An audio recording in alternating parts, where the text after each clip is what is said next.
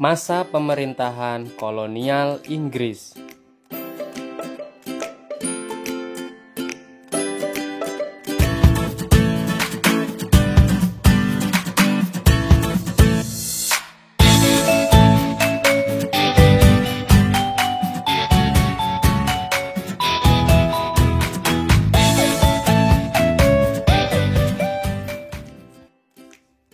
Setelah berhasil menguasai Indonesia, pemerintah Inggris kemudian mengangkat Thomas Stamford Raffles sebagai Letnan Gubernur di Indonesia.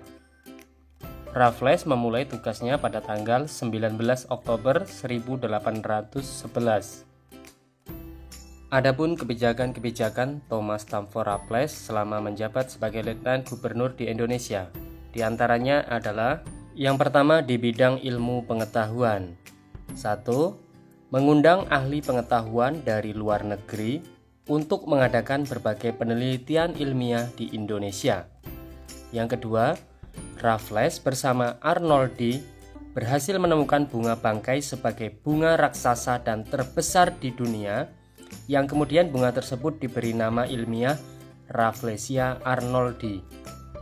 Yang ketiga, Raffles menulis buku History of Java dan merintis pembangunan kebun raya Bogor. Selanjutnya yang kedua yaitu di bidang ekonomi. 1. Menghapus kontingenten, yaitu penyerahan wajib berupa hasil bumi kepada pemerintah.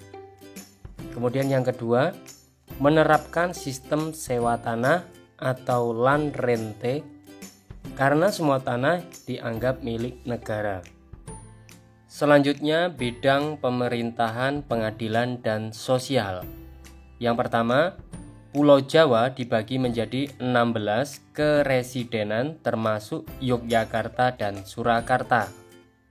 Yang kedua, setiap keresidenan mempunyai badan pengadilan. Kemudian yang ketiga, melarang perdagangan budak. Seperti yang sudah disampaikan sebelumnya, kebijakan di bidang ekonomi oleh Raffles yaitu menerapkan sistem sewa tanah.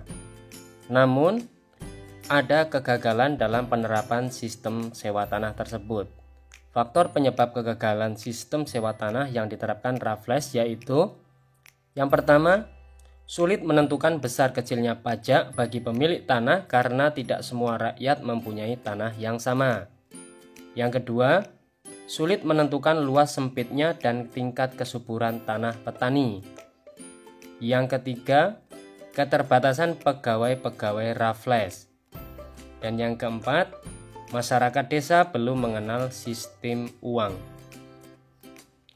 Itulah tadi pembahasan tentang masa kolonial Inggris di Indonesia di bawah pimpinan Letnan Gubernur Thomas Stamford Raffles. Semoga bermanfaat. Terima kasih sudah menonton.